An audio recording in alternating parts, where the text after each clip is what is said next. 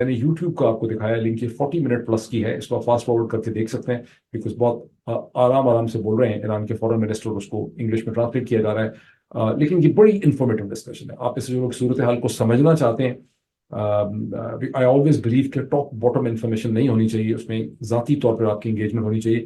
اس کو آپ ضرور دیکھیں، آپ میں سے جو لوگ افورڈ کرتے ہیں.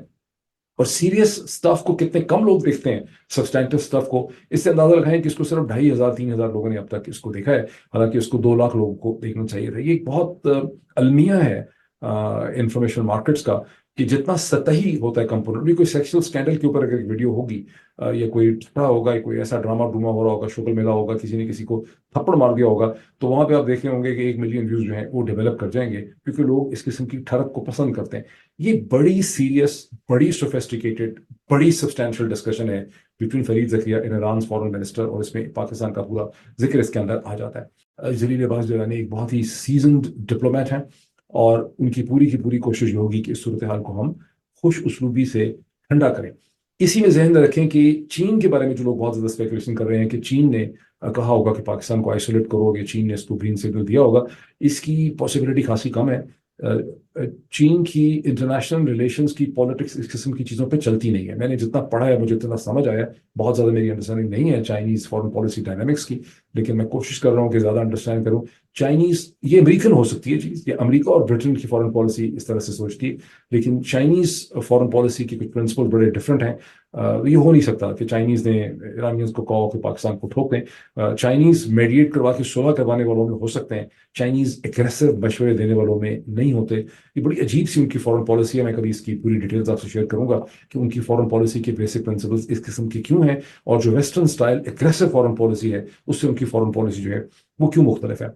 سو یہ جو اس قسم کی اسٹرائکس ہوتی ہیں، unless کہ you have a physical control on the ground، اس قسم کی اسٹرائکس جو ہیں وہ آرگنائزیشنز کی، گریلا آرگنائزیشنز کی، اس قسم کی جو آرگنائزیشنز ہوتی ہیں ان کی کیپیسٹیز کو کوئی بہت زیادہ ڈاؤن گریڈ نہیں کر سکتی.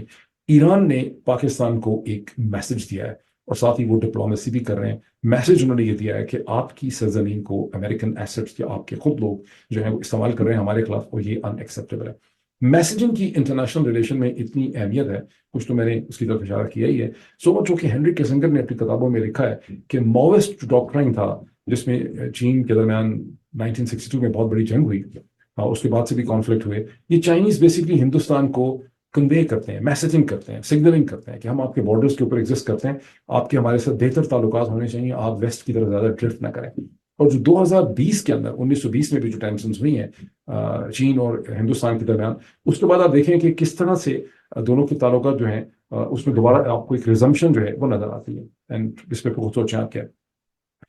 پاکستان میں کوشچن یہ ہے کہ پاکستان سے یہ جو حملے ہو رہے ہیں ایران کے اوپر، یہ کیپیسٹی ایشوز ہیں یا اس میں کوئی ہماری ولنگنیس ہے. پاکستانی بعض سول سرونٹ سے سمجھتے ہیں کہ ہم پنگا بھی کرتے ہیں، ہمارے ادارے تھوڑا بہت پنگا بھی کرتے ہیں، اور بہت سا ہمارا کیپیسٹی ایشو بھی ہے، اس لیے کہ بلوچستان 43% لینڈ ماس ہے پاکستان کا، اور ہمارے لیے افیکٹولی اس کو کنٹرول کرنا جو ہے ممکن نہیں ہے، کیونکہ ایرانیز نے اپنی سائڈ پہ جتنا بھی بارڈر ہے اس کو انہوں نے فینس کر رکھی ہوئی.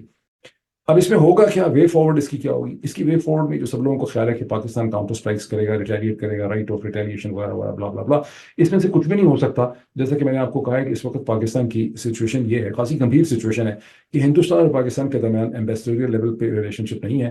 ہم افغان طالبان کو ہم نے فارملی ریکگنائز نہیں کیا ہوا، اور اب ہم ایران کے ساتھ بھی ہمارے اس قسم کا ٹینس سچویشن ہو جائے گی، تو پاکستان کے صرف بارڈر پہ ایک چھوٹی سی پٹی کے ساتھ چین ہی بچے گا گلگت بلتستان کی دوسری طرف، تو ہماری سچویشن جو ہے وہ بہت ہی آئسولیشن کا شکار ہو جائے گی. اس لیے یہاں پر ایک پروٹریکٹڈ نیگوسیشن ہوگی. دونوں ملکوں کی کسی تیسرے کنٹری کی ضرورت ہے بھی، ورنہ آپ کے ذہن میں چین آ سکتا ہے، ترکی آ سکتا ہے، کیونکہ دونوں ملکوں کے درمیان ایک ریلیشن شپ ایگزسٹ کرتا ہے. اور آپ نے دیکھا کہ ایرانی فارن منسٹر نے پاکستان کے فارن منسٹر کو انگیج کر لیا ہے. تو میرا خیال ہے کہ اسٹیج کے بعد ڈی ایسکیلیشن ہوگی. اب پاکستان کو اور ایران دونوں کو ایک دوسرے کو ایشورنسز کرنی چاہیے، اور پاکستان کو یہ کرنا ایشورنسز کرنے کی ضرورت ہے کہ ہم جیش العدل وغیرہ کی ایکٹیویٹیز کو کنٹرول کریں. But there is a bigger picture. دونوں طرف ایک بلوچ قوم رہتی ہے، ایران کی طرف بلوچ قوم کی صورتحال پاکستان جتنی ہی یا شاید اس سے زیادہ خراب ہے. کہتے ہیں کہ جو بلوچ ایرانی ہیں ان کی لیونگ کنڈیشنز بہت بری ہیں, ان کو بہت بری طرح سے رکھا گیا ہے. پاکستان کی سائڈ پہ تو بلوچ سنی ہے میجورٹی میں, وہاں پہ چونکہ اوور آل رجیم شیعہ ہے اور بلوچ سنی ہے, تو وہ ایک ایلیمنٹ بھی ان کی صورتحال کو بہت زیادہ خراب کرتا ہے. ان کی مساجد میں اتنی آزادی نہیں ہے, ان کی ریلیجس ایکٹیویٹیز ہیں ان میں اتنی آزادی نہیں ہے. تو ایک بہت زیادہ ٹینس قسم کی سچویشن ایگزسٹ کرتی ہے for the Baloch people on both side of border, جو زیادہ کریٹیکل ہے پرابلی ایران کی سائڈ کے اوپر. لارجر ایشو یہ ہے کہ یہ دونوں ملک جو ہیں ان کو اپنی بلوچ پاپولیشنس کو اٹانومی دینے کی ضرورت ہے, پولیٹیکل ڈائلاگ کی ضرورت ہے, جو یہ نہیں کر پا رہے, نہ ایرانینس کر پا رہے ہیں, نہ پاکستانی سائڈ کر پا رہی ہے. پاکستانی سائڈ نے اس حوالے سے کوشش ویسے بہت کی ہے. ایرانینس کی تو پرفارمنس کا سرے سے ہمیں کچھ پتہ ہی نہیں ہے, بیکاز ایران کے انٹرنل سسٹم میں ٹرانسپیرنسی پاکستان کے مقابلے میں بھی بہت زیادہ کم ہے. اب جہاں تک کہ کراس بارڈر اسٹرائکس کا تعلق ہے, 2016 میں جب جنرل باجوہ نئے نئے آرمی چیف بنے تو میرا خیال ہے نومبر دسمبر میں پاکستان نے افغانستان کی پرووکیشن کے جواب میں وہاں پر ایک اندر اسٹرائک کر دی, جس میں موٹر سائیکلس پہ بھی لوگ اندر چلے گئے اور خاصی بمباری وغیرہ کی. تو مجھے 92 نیوز میں ہوتا تھا, مجھے انہوں نے کہا رات کے 12 بجے اس پہ کامنٹ کریں, اور میں نے اس پہ کامنٹ کیا کہ یہ بہت انوائز ڈیسیجن اٹھایا ہے پاکستان کی ملٹری نے, بیکاز اس سے ہندوستان کو یہ نظر آتا ہے کہ آپ بھی حملے کر سکتے ہیں, اور آپ ایک لائسنس دے رہے ہیں دلی کو, ان کی بڑی گریونسز ہیں ریگارڈنگ کشمیریز مرید کے اینڈ سو آن. تو رات کے 12 بجے میں بیٹھا ہوا تھا اپنی اسٹڈی میں, فون کر کے جیسے بیٹھا 5 منٹ کے بعد مجھے فون آیا کہ جنرل آصف غفور صاحب جو ہیں, جو D G S P R نئے بنے تھے, وہ بات کریں گے.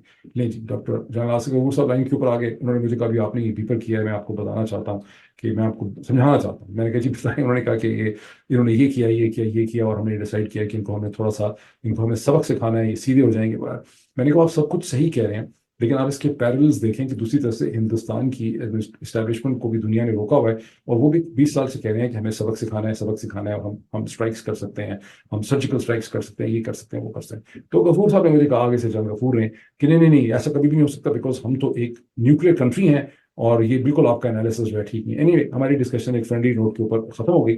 یہ دسمبر تھا 2016 کا. اس سے پہلے ہندوستانی ایک فنی قسم کی سرجیکل اسٹرائک میرا خیال کر بھی چکے ہوئے تھے, جس کو پاکستان کہتا ہے کہ سرجیکل اسٹرائک نہیں تھی, heavy bombing across the line of control. پھر آپ نے دیکھا اور فلک نے نظارہ دیکھا کہ جب پلوامہ کے بعد, جس کی حقیقت ٹھیک طرح سے کلیئر نہیں ہے, کس طرح سے بالا کوٹ کے اوپر انڈینز نے باقاعدہ ایک سرجیکل اسٹرائک کی, اور پھر پاکستانیز نے کاؤنٹر سرجیکل اسٹرائک کی آکوپائڈ جموں اینڈ کشمیر کے اندر, bringing both nuclear countries to the brink of a very major confrontation, جو بڑی خطرناک کانفرنٹیشن ثابت ہو سکتی تھی. یہ سب برنکسمینشپ جو ہے یہ بڑی خطرناک ہے. اس پہ بڑی بات ہونی چاہیے. جو post world war global order امریکہ اور اس کے الائز نے دنیا میں پلیس کیا تھا, وہ اب بہت کمزور ہوتا چلا جا رہا ہے, پرنسپلی بیکاز امریکہ اس کو ہینڈل نہیں کر پایا, امریکہ اور اس کے الائز. اور اس کی پرنسپل وجہ یہ ہے کہ اسرائیلی لابی کا اتنا کنٹرول ہے امریکہ کی پالیسیز کے اوپر, کہ اس پوسٹ ورلڈ آرڈر کو مینٹین کرنے کے لیے جس قسم کا بیلنس چاہیے تھا وہ امریکہ پرووائڈ نہیں کر پا رہا.